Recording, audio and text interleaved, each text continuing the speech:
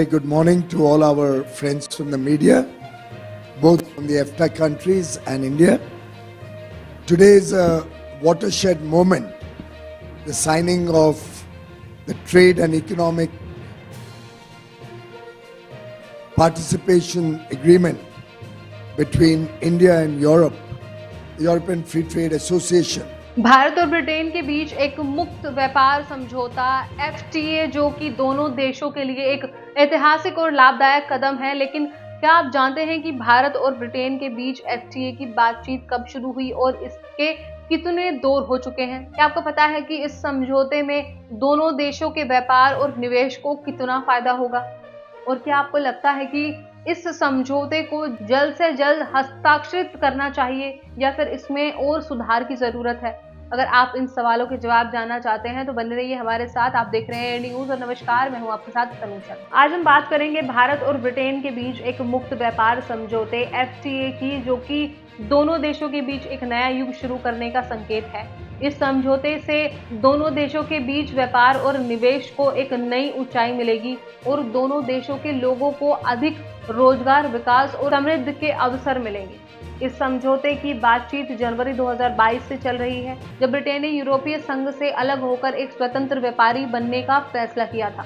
तब से अब तक दोनों देशों के प्रतिनिधियों ने 14 दौर की बातचीत की है और कई मुद्दों पर सहमति बनाई है। लेकिन कुछ मुद्दे अभी भी बाकी हैं, जिन्हें हल करने के लिए दोनों देशों को और प्रयास करने की जरूरत है। इन मुद्दों में से कुछ हैं भारत के द्वारा ब्रिटेन के उत्पादों पर लगाए गए उच्च शुल्क, जो कि 150% तक पहुंच सकते हैं। इससे ब्रिटेन के उत्पादों की कीमत भारत में बहुत बढ़ जाती है और उनकी मांग कम हो जाती है।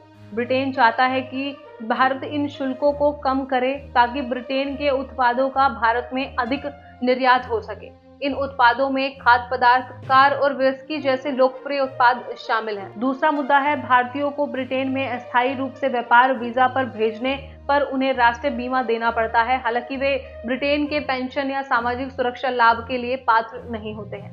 भारत चाहता है कि इस नियम को निष्पक्ष और उचित बनाया जाए ताकि भारतीय कारोबारियों को ब्रिटेन में अधिक आसानी से काम करने का मौका मिल सके। इन मुद्दों को हल करने के लिए भारत और ब्रिटेन के बीच FTA की बातचीत जनवरी 2022 से चल रही है, जब ब्रिटेन ने यूरोपीय संघ से अलग होकर एक स्वतंत्र व्यापारी बनने का फैसला किया था।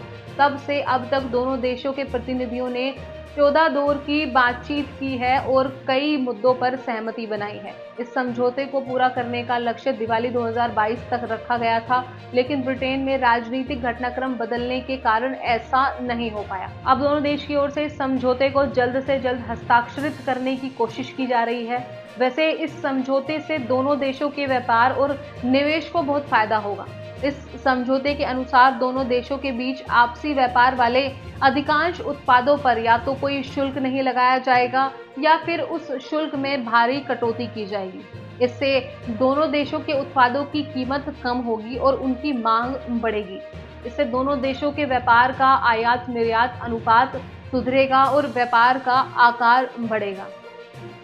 इसके अलावा इस समझौते से दोनों देशों के बीच निवेश के अवसर भी बढ़ेंगे और दोनों देशों के उद्योगों को नई तकनीक और अनुभव मिलेगा।